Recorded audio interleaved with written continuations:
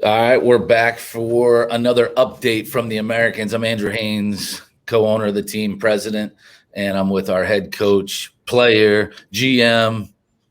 What else? Anything else? Head coach of the women's, head coach of the Head men's. coach of the women's, men's, Corey Adamson. So we just kicked off our season. We've played 2 home games for both the men's and the women's, undefeated. I mean, you are 4-0. Doubles. Double doubles. So talk a little bit about that first game. Like, what were you thinking prior to that first game? I mean, neither of us had been involved in women's professional indoor soccer before because it hasn't really existed. So I didn't know what to expect. We didn't know what to expect on the men's side because every team is new and there's no game film and all that stuff. So what was your thought process kind of going into that December 26th game? Well, I mean, that whole having all my titles had me all different kinds of ways. So there was a lot going into it. From the playing side for the both teams, the anxiousness is through the roof. You know, I wouldn't really say nerves. It's not really nerves, but it's more anxiousness because you don't know what to expect. You know, there's a lot of expectation. You and I both know there was lots of people watching. There's lots of people wanting to see how the team was going to do. So it added quite a bit of pressure. But I told the players before the game, especially on the women's side, you know, is you have to be able to compartmentalize things. You have to put everything in its box, right? If there's a box of unknowns, don't touch that box. Just control the boxes that you can control. So we know what we could do well, and we worked on what we could do out of our strengths. We also tried to minimize the highest percentage chances possible because we didn't know what the other team was going to be. So you just go into it trying to minimize your risk, and from an offensive perspective, try to put the players that you know are your stars in good positions with good understanding of where they should be, when they should be, in order to put themselves in opportunistic circumstances. So, you know, I had a couple players on the women's side get hat tricks, which is awesome. 2 studs just doing what they do best, Bruna and Ashlyn. They're probably 2 of the smoothest players I've ever played with, let alone, you know, coached or anything like that, men's or women's. And then you go to the men's side. We had goals from everybody. Jordy is an absolute animal. We knew that going in. He's a beast, and he has so much. His ceiling's so high because he did that, and he didn't even have a very good game, in my opinion. From a target perspective, there's still so much that he can learn, and so much that he could really start to manipulate defenders on, because he could do everything. You know, between him and bless you, by the way. Between him and I thought I hit mute, but I guess I didn't. You hit it, and then you hit it back. Sorry.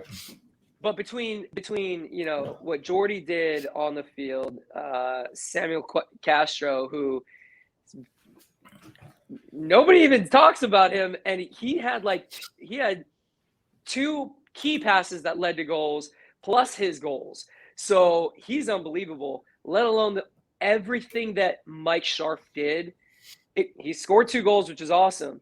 But the kid in transition and getting us out of the back, out of pressure, was absolutely unbelievable. We had other guys like Paulo Indenzako, who, again, off the ball, for me, was probably our best player, period.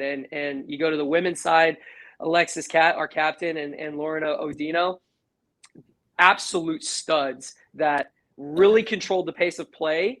It thwarted their counterattacks. They did everything they needed to do to make sure that we won those games, including our star players. So you lead into the first game trying to put people in the right positions, minimizing your risk at all costs, and just giving them the lowest percentage chances possible. No, I thought it was good. And I mean, again, I didn't know what to expect on either side, the men's or the women's. And there's just so much anticipation going into the season. And, you know, you wearing, you know, multiple hats, working in the front office. This is the first time you worked in the front office. Yeah. And you're playing and you're coaching. So I know that I know we were all exhausted. You know that weekend, it's a holiday weekend, but like we were working every day. And, you know, just I was at the arena till 2:00 in the morning on Christmas Eve. I mean, nets. getting nets done. We lost our goal. The shipping company lost our goals.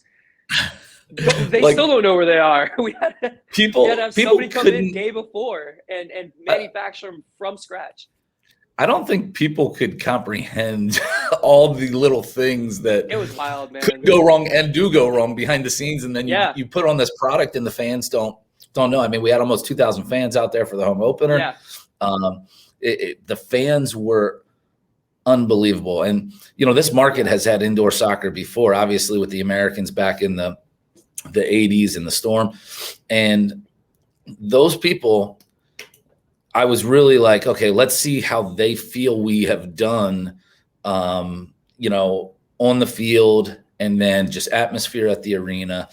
Yeah. And to hear them say that it's the best thing that they've seen indoor soccer wise, as far as like in the market here, it's very rewarding, because I know from my standpoint, my standards and my expectations are really high.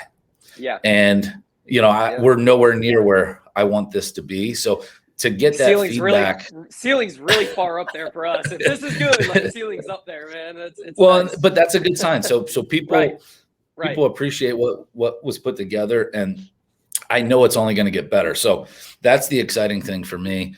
On the field product was great. I mean, I think the feedback I saw from people in the stands and online is everyone was kind of shocked on the women's side, and that's not a knock at that. It's just like people didn't know what to expect. And then people are like, wow, this is some damn good soccer. On both and sides, they love the flair of the even though the score, especially in that first game, was a little bit further apart, the Columbus women are talented as hell. Like, they've got incredible talent on that team. And then you look at our team and it's the same. I think we were just a little bit more prepared, but the level, like, some of the goals that were scored were some of the best goals I've seen, period, let alone women's side. It doesn't matter. Yeah. Youth, women's, pro. Like, Bruna's roll, when she rolled the goalkeeper, was disgusting. That was the nastiest goal I've seen in indoor in a long time. It was so smooth. It was so clean. The girl lost. It looked too easy. Like, it was ridiculous. Oh my God, it was so good. And then the one from Ashland too, where she knocked it over the defender's head and then one timed it into the corner. Like, you see skill like that and you're blown away. You're blown, because nobody's seen it. Nobody has seen it at that level before in indoor soccer, and it was really exciting. Well, you know what else is coach, man. You know what else I was looking at, because we didn't know how it would go, is we kind of took a lot of heat, and I wouldn't even say it's in our markets, but a little bit on just like people didn't feel like the fans would stick around for 2 games, and the games are going to be 6 hours and all this. And our first game was under 4 hours from start of the first game to finish of the second game. So that includes intermission. We screwed up a little bit on our timing in between the 2 games. Game 2, 12 minutes. We cut it down by 12 or 13 minutes between the 2 games and game 2. Game 2 was about 3 hours and 35 minutes, I believe, from start to finish of both games. So what I saw at the games, that those first 2 games, were that the bulk of the fans stuck around for most of the games. And the one thing we did differently than I haven't done in the past is, after the first game, we did autographs in the concourse. And it was great, because we just had a line. We had the table set up, the pipe and drape, and fans just lined up, got autographs, took photos. Yeah, it was crazy. And then after the second game, the fans got to come down on the field. And so I think that helped keep some fans around as well.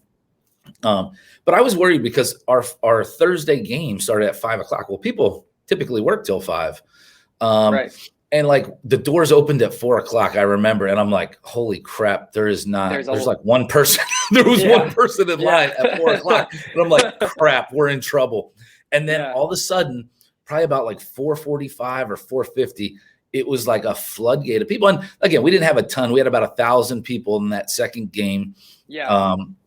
And so I think there's a lot of promise. I mean, about 2,000, almost 2,000 the first game, about 1,000 the second game. And we really haven't put our sales team to full capacity yet. We're still looking to add to the staff. We were putting out so many fires leading into the season. Literally, people don't understand. Everything that could have gone wrong went wrong? I mean, like, other than Yep. maybe the turf getting here on time, everything, like, there were so many things that just had to get done that we put so much focus, time, and effort and energy into. It was, I mean, that was wild, But we man. pulled it That was off. wild. So We definitely exactly, pulled it we off pulled it and off, right? And then entertaining. exactly now we're really, our main focus is again just bringing that product to more people. So yeah, man, it was very impressive with, especially with that Thursday game. That was something that you and I definitely were a little bit concerned about. Is Yeah. what how's it going to work? You know, are we going to have this influx after the game's already started? I mean, by the time we got out there for player announcements, we were already, I would say, 3/4 to where we knew our numbers were going to be, which means everybody got off work and they came straight there. And then by the end of the women's game, the line for, or I'm sorry, the end of the men's game, the line for autographs and stuff, everybody was still there. Everybody came down. It was incredible. It was really incredible. No, it was awesome. Going back to the first game. So the first game, men's game, it was a shutout. Yeah. And you know that it's rare for indoor soccer, number one, because the ball just bounces all over the place. I mean, it's man. like it's tough. And so, you know, obviously, you know, Peter played with you and for my team in St. Louis and then down in Florida. So he's about as old as I am almost. I mean, he's halfway in. He's up there. He's older than I am, so I feel good about it. I tell him every day. He's like the grandfather on the team. I tell him and my wife both that they are older than me every single day. I want him to remember that every day. Sometimes I'll just text Peter, "Hey, bud, how you doing? You're older than me today."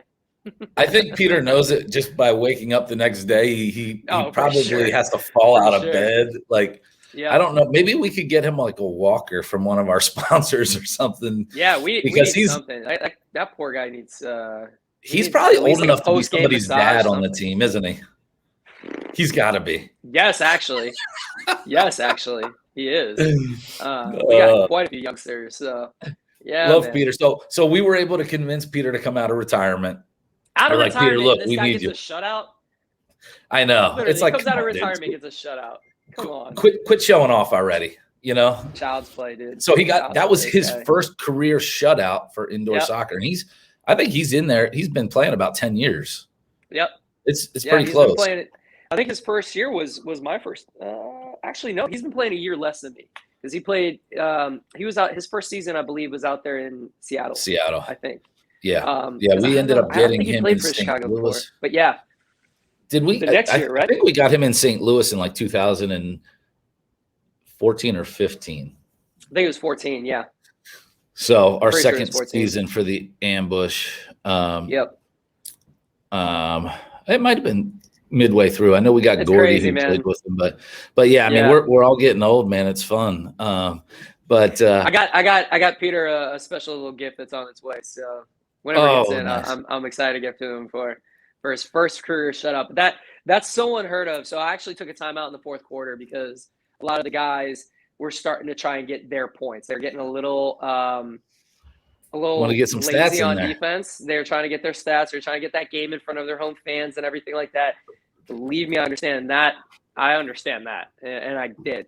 But and if they had, if Columbus had scored earlier in the game, I would have been like, hey, let's go get it out of the way. Let's go get the points. I actually said that in the women's game. Everybody, let's go get your nerves out. Go get your points. Go get your Instagram posts. So let's go get our goals and our stats. That way, the next game we can focus on all the details and all the things and all that. The anxiousness is out. But for the guys, I took a timeout and I was reaming them. I was like, this guy should not take another freaking shot for the rest of the game and better get this shutout. You guys are so close to doing something absolutely historic because, again, it happens like once a season, man, in the entire league. And that's a league. I was going to say, if that, I think William Van Zel's got like the career lead in shutouts, and I think he's got 8 or 9. Maybe he's got 10. I can't remember now. And he's been playing for like 16, 17 years. So this guy's been playing forever. So the fact that he's only got that many and he is that good. I mean, he's got, I don't know how many top goalie trophies, awards that he's got. He's got 7 championship trophies, a couple MVPs, and a couple of and a bunch of hardware. Top, a lot of hardware for that guy. And for a guy like that who only had a few in that many years shows how rare that it ever even happens. because you shoot the ball wide, it goes off of your defender's butt and goes back in. Like that's happened multiple times. And that's the only goal you give up in a game. You know what I'm saying? So yeah, it's very rare and very frustrating. But yeah, it's pretty magical. We got that.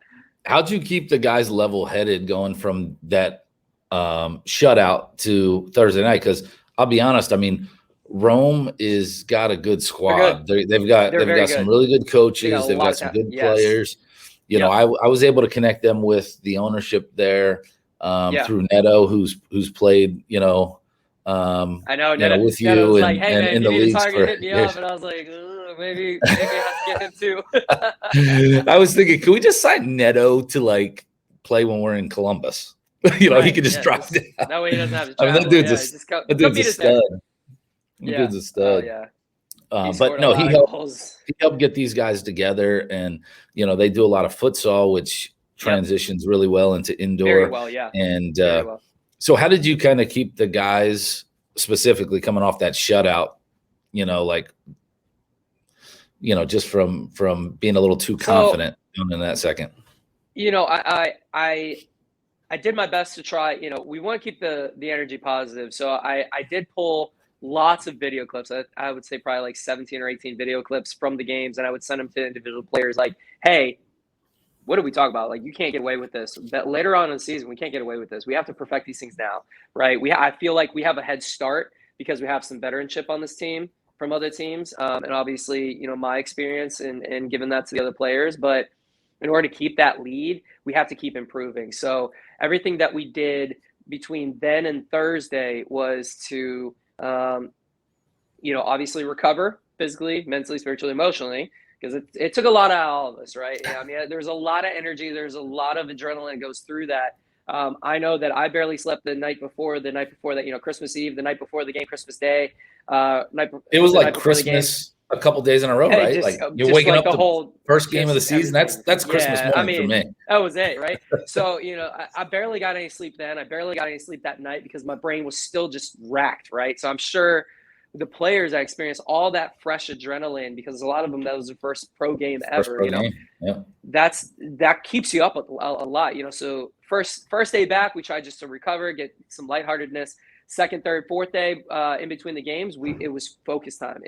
These are the things we got to get better at. We got to do this better now. Here's how we can adjust the things that we did well to make them even better. And here's how we fix the mistakes that we didn't, luckily, get punished for early on in those first two games. So I think that, and the other thing is too, we've got a great culture right now. Everybody wants to push each other. Like the men's, the women's team, they push the crap out of each other. Because we've been training them together, and I haven't needed to separate them yet because they both need work on basically the same things. They're both pushing each other. There's no drop off really between the two levels because our women's team's so talented. So we're able to use that kind of accountability culture with everybody. When they see another player that is their peer doing the same, doing things better than they are, it pushes you. And I'm trying to make sure that I keep people accountable by highlighting those things, right? There's a couple players right now that I felt are getting a little too comfortable, and we're getting in them. And as long as you keep that throughout the entire season, you'll keep the level high. If you start making excuses for guys or the girls, I think that's when you start to lose that fight. And that's really my job to try and protect right now. So. No, that's key. I mean, I think another exciting point for me was game 2 of the women's game. Yeah. I mean, as an owner, a coach, player, like we're all competitors, so we just want to blow everybody out, right? But like from a fan perspective and from just, how hyper competitive I get. When I was a little pissed when it got tied up or whatever towards the end of the game there. But the game came down to the wire. I mean, they tied it up like I want to say a minute left in the game or something crazy. Yeah, something like that. Yeah. We get a restart. We get a restart with like 15 seconds left. It's tied up. It's like, do we want to go to overtime? Like, we want to just finish this thing. And I was like behind the goal watching. Like, I'm like a little kid back there. Like, I happened to video it. But what was really, really cool, the guys were warming up because they were playing the second game. And the guys were just like cheering on the women. And it was so cool to see. And then when we scored the game winner with like whatever it was, 5-6 seconds left, I was like, the guys were all going crazy. I was like, that's what it's all about. Like, and that's what I like to see between, our team is they're separate teams, but they're one team. Yeah. Yeah. I highlighted that was it yesterday's practice or the day before yesterday? I think it was yesterday's practice. Yesterday morning. I wanted to point that out. Was like, now everybody's kind of calmed down for the weekend, dude. These are the things we got to work on. This is what we're working on this week. This is what our goal is for this week. By the way, I got to highlight this. The reaction after the game, man, from the guys, it shows you what kind of culture we have here and what can happen with these two, with having a pro men's and women's team, right? It is they're teammates, they're brothers in arms, they're sisters in arms, right? Like that's what this is becoming, and that's what this is. And to see that, it shows you just how much everybody cares about each other out here. The girls were doing the same thing for the guys. They were hyped up when we won our first game, and then they got the chance to play first, and you get to see what the guys are doing, and they're all hyped up, raring to go. And it really sets the tone. It really sets the tone for a locker room for practice that upcoming week and stuff like that. And I love it, man. I love it. Again, credit. We got a ton of credit to Rome and the coaches because they're doing everything they can to win. They are literally doing everything they can to win. And they are, and they put together an excellent team. That women's team, they're good. They're very good. Very good. That game legit could have gone either way. And it was a battle. I mean, it was definitely a battle. And roster size. We got stuck in. We said before the game, we talked about, we knew they were going to be extremely athletic, very quick. We knew we were going to be having to try and, when we did get possession, keep the possession. We were down a couple of key players for us. We're still down a couple of key players for us. We were bringing in literally a fresh face that had only played one game and got all practice in beforehand. So being able to make some of the adjustments that we needed to do to combat what they were doing, again, it's coming down to limiting the highest percentage chances and putting our team in the best position to win. So at the end of the game, that's what it came down to. I think I said it before on one of these podcasts, but defensively, you have to be so disciplined and organized because it transitions to better offense. And anytime, Keith Tozer said it, anytime you keep a team to 4 goals or less, you win 85% more times than not. So what happened? We kept them to 4, as good as they were, as many shots as they took, as many chances as they seemed to have created, as much possession as they had. We were able to limit their percentage of chances to the lowest percentage chances. One girl, she got away from us 4 times, scored the 4 goals. They're going to have to find somebody else to step up next game, I think.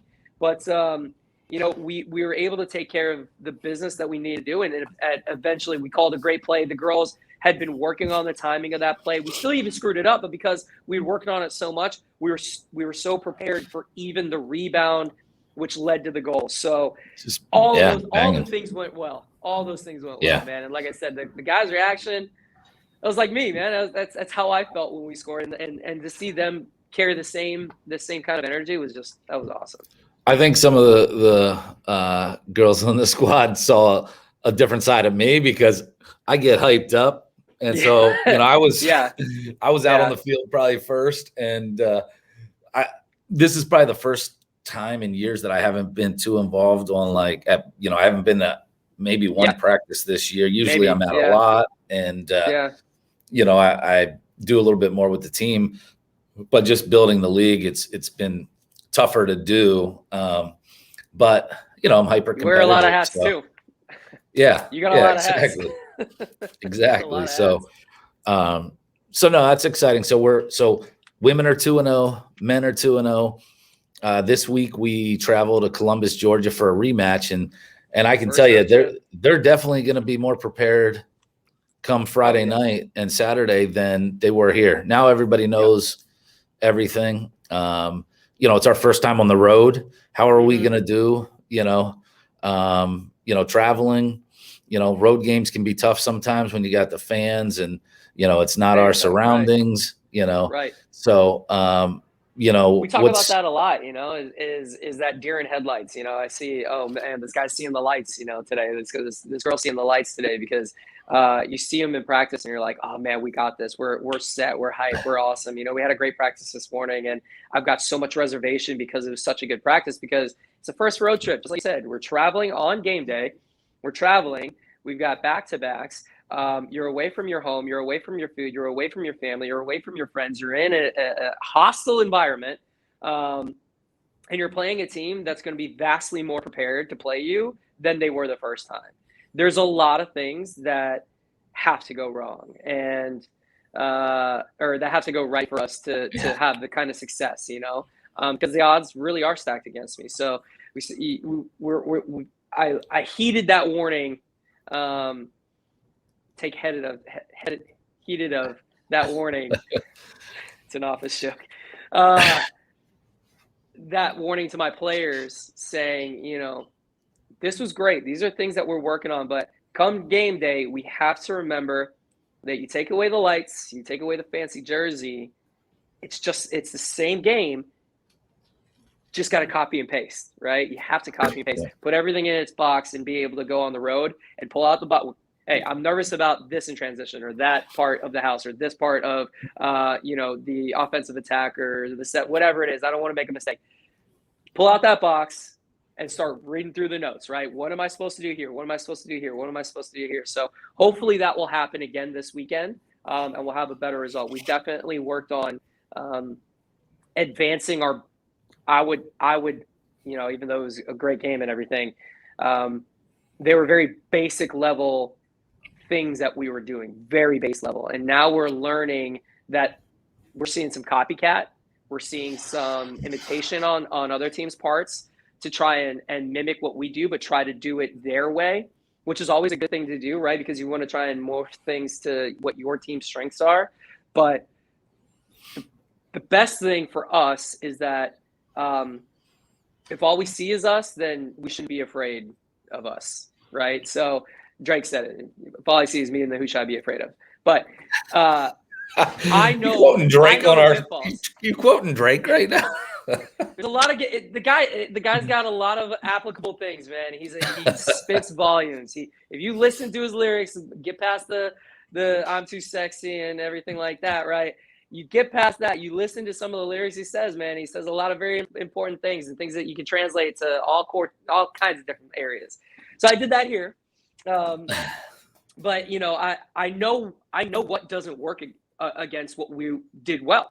I know what works well against what we did well. So if I can teach our players how to break us, they'll learn when another team's trying to break us, how to defend against it, A, and 2, when they try to imitate us, we'll know how to break us. So it'll be a very interesting match this weekend. It's odd because Fayetteville played them completely differently than we did. 100% differently than we did. Literally, I was going to ask if you had a chance to watch that. Did you watch that game? I've watched it 3 times so far. Well, 2.5. I'm almost done with the third time. I've got a couple more to go, but there's a few things that I'm trying to pick off from both teams, specifically some of the players. Anytime you play a team, you want to see what their structure is first, and then the second time you watch or you play a team, you want to try and find the tendencies of each player. Who's the weak spot? Who's the guy that you want to go and press? I remember young in my career, I was one of those guys that you went pressed because I just wanted to play fast pace down the line. I didn't want the ball at my feet or the ball, when I wasn't facing up the field. And I knew that about myself, and I had to work on that to get myself better. But there's a lot of guys out there that are the same way right now, where we could go and press, we could go and take the ball from them. There's other guys that just give him space. He'll give us the ball. Like just give him space. He'll do the right things. Or there's guys that have specific tendencies that they're more comfortable with. So we got they're very good players. They're comfortable here. Let's try and make them uncomfortable. It's kind of like dealing with Leo Gibson. He's comfortable in our right-hand corner. Let's see if we can just push him to the left.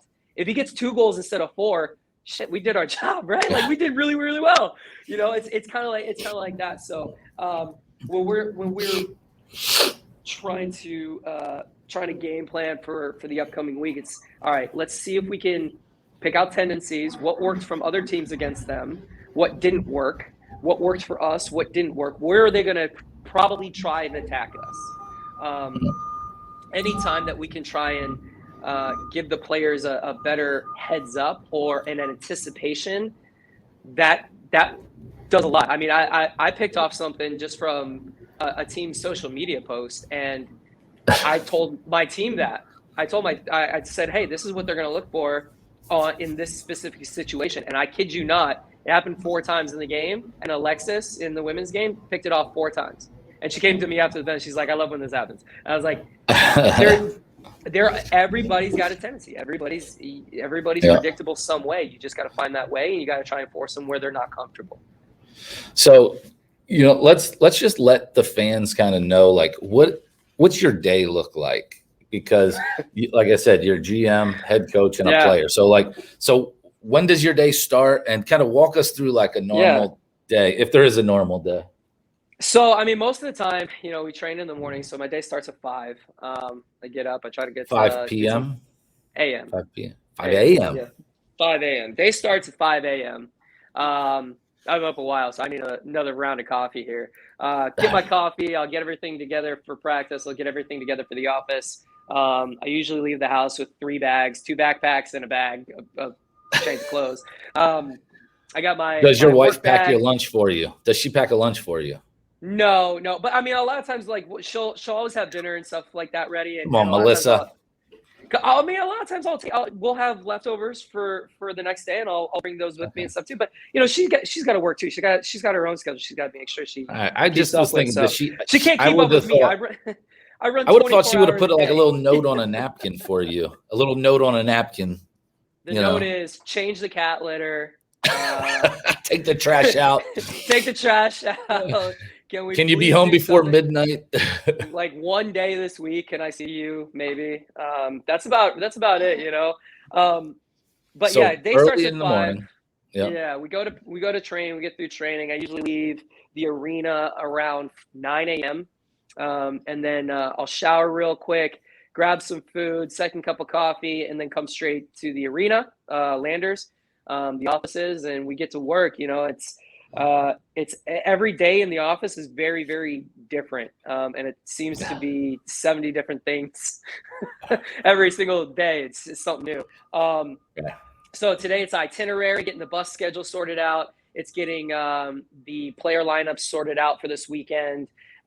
It's making sure all the road things that we need done, right? We got to get the uniforms prepped. We got to get the supplies to take with us. We got to figure out where we're going for lunch. We got to go. We got to find a Chick-fil-A. Thank you, Chick-fil-A. On the route down, you know, we've got to be able to. Thank you, Chick-fil-A. We got always promoting. We got to get product placement. We got to get dinner sorted out. You know, those kinds of things. And then on top of that, I'm watching game film. So I watched.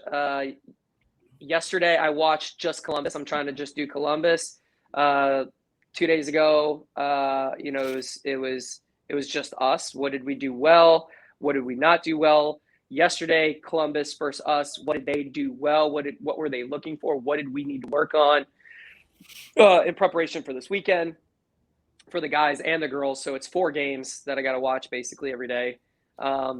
And then I try to watch, you know, like the Fayetteville women versus the Columbus women, Fayetteville men's versus them to try and see, all right, these 2 teams played them completely differently than we did. What did those players do in those situations? What were they comfortable with? Stuff like that. So it's a lot of that stuff. And then later on tonight, you know, and well, I guess the other parts that we have to do is just making sure all the day in and day out stuff that we're constantly doing. So trying to get prepared for our next game on the 16th, get some groups out there, We're trying to get some dance teams out there, some national anthem singers.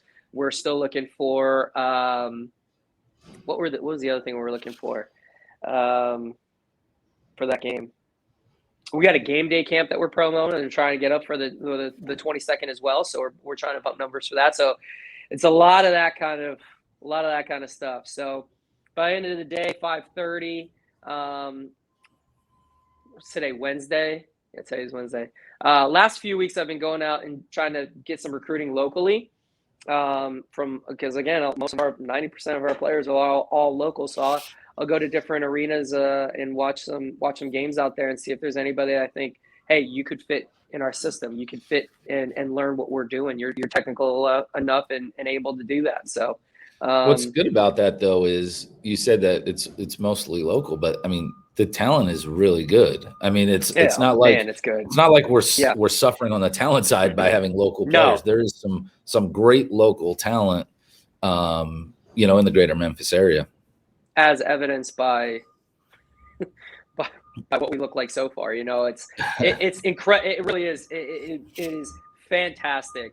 The level of technical ability and IQ that we've gotten out of this. There's a difference between a great outdoor player and a great indoor player. We've been able to try and I was able to identify a few really good ones on the men's and the women's side. I got a couple of really great contacts here in Memphis, Marco and Reza, like those two guys, and Brian Haines, minority owner. They know the soccer scene very well. They know exactly what I'm looking for, and they've seen the way we play. They understand the game very well.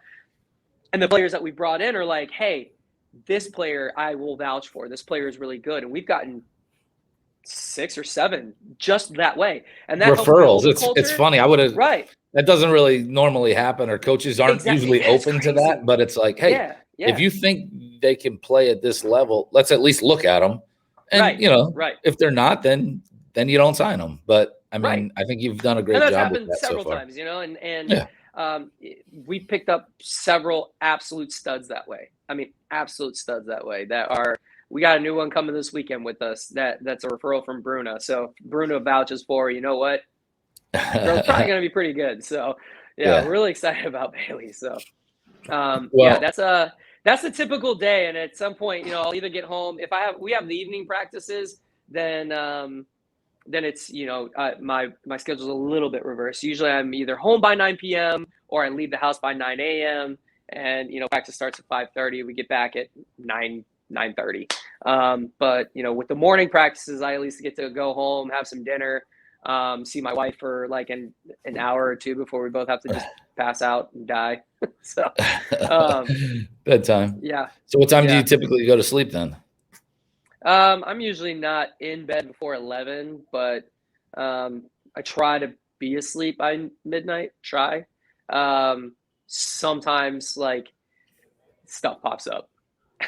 Things pop up all the time, unfortunately. The other big thing is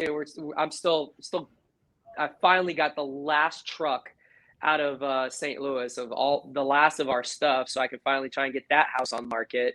We're still going between. My garage just looks like a freaking storage shed right now because I've got everything in there. We haven't had any time to break things down, put things away, set up the garage. I got a lot of tools because I flipped a house, and I just got too much crap that Bob the Builder trying to organize, man. Yeah, seriously, right? Well, that was what I was doing here, 2:00 in the morning, Christmas Eve, putting nets up and painting them, and getting everything together, and that's why I brought you in, man. Multi-skilled. Yeah. Hey, it's about putting things in boxes. Deal with this box today. All right, this hour is this box. This hour is this box. This hour is this box. I'll tell you what. The end of my day though is always the best because I usually eat a lot. I call it first dinner, and then hang out with Melissa for a little bit, watch a little bit of TV, kind of like just shut down a little. Then it's like salt bath and bed. It's fantastic. Like heavy hot salt bath, relax a little bit, get out, go to bed. Feel tired. Are you guys into any shows or anything?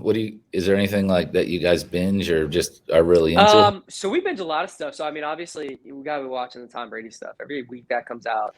Ted Lasso. Somebody else said about the Tom Brady thing. I guess I got to get ESPN. Oh God, you gotta watch it, man. It's fantastic. So watch that. watch Last Dance. Those are two greatest sports things I've seen in a very long time, man. If you want to learn how to be a competitor, if you want to learn how to become great at anything, model what those two men did. Like, right. That's how you create a culture. That's how you keep accountability. That's how you make yourself better every single day. Like, I first came into the league, I feel I was very average. I was very fortunate, but I was a very average player. My IQ, though, and my ability to work has kind of pushed me a little bit further than that. And I implore any young player to model that work ethic after guys like Tom Brady, guys like Michael Jordan and Kobe, because those guys were day in and day out. They weren't great because they were born that way. They had great talent, but they were talent that worked tirelessly to get better. And I just watch it gets me hyped up. Yeah, just watch I'm gonna check that out. So we've been watching that. The Office we've watched, I think, 17 times through. So that's kind I've of never watched that. I've never watched man, The Office. So if you've ever worked in corporate, but see, I don't know, you've worked in offices, but I wouldn't call what you've done corporate, because the sports corporations are like the sports atmosphere is completely different. It's completely different than a typical business model. But if you've ever worked in an organized, like, you know, insurance company or whatever it is, whatever it had a corporate office, it's the funniest thing you'll ever freaking watch in your entire life. Absolutely funniest thing ever. Multiple people have told me I got to watch it, so I will. I'll check it out. That's really good. Ted Lasso, of course. Love that. I mean, that's my favorite, man. Well, Melissa from my birthday actually got me a coffee mug that has that Believe sign on it. That's awesome. Nice. That's so good. It's funny because I'm like a mix between, and I think the players will agree, I'm a mix between Ted Lasso and Roy. Roy Kent. Like, I cuss so much and I'm so angry, but then I'm so positive and like lovely and happy. It's like I have these two, like, it's like Jekyll and Hyde with me. Even in practice, man, I'll go from like just railing somebody to that was such a good play, man. Oh my God, that was like, I'm like just very, very believing and hopeful. But yeah, there's way too many C words, way too many F bombs, and yeah, I had to apologize to the fans after the women's game, just because I went a little bit crazy at the very end of it. Got a little bit too competitive, I think. We're gonna find an anger management group that you can join. To be fair, I warned you that I felt we needed to have glass up and we need to have a glass partition between me and the other bench. I said the fans love it several times. Yeah, all the fans, they were great. Like, they were like, "Hey, we love this competitiveness. We love what's going on right here. Maybe tone down the language." And I'm working on it. I promise. I'm working on it. But yeah, in the heat of the moment, man, I'm competitive like somebody else I know in this chat. So I've mellowed out a little bit with my old age, I think, though. I have yet to see a chair thrown, and I'm a little disappointed. No chairs thrown. I haven't thrown water on any officials this year. I might. I got into it last game. The first I haven't got ejected yet from a game. So yeah. Hey, but the season's young. The season's young. Exactly. The season's young. We're 2-0 twice, which means we've had 4 opportunities, and so far, we've been good. We have been. But, you have been especially good. And I'm going to continue to be. I'm trying to be a grown up now. Trying to be a grown up. Trying to. No, but man. All right, fans. This Friday night we're in Columbus, Georgia, Columbus Rapids. It's live on YouTube, and then we are there again Saturday. So we're Friday and Saturday in Columbus. Check out on our Facebook page. You'll be able to go to YouTube, the NISL Pro page, and the games will be live. So you can watch, you can hook it up to a smart TV, laptop, tablet, cell phone, whatever you got, come watch. And then make sure you come back out here right behind me. Landers Center, January 16th, Sunday, January 16th, 3:30 is our next home game. Get your tickets. We got the family 4-pack Chick-fil-A tickets available and some other great deals. So come check us out, root on both the men's and women's team. And we'll see you back hopefully then.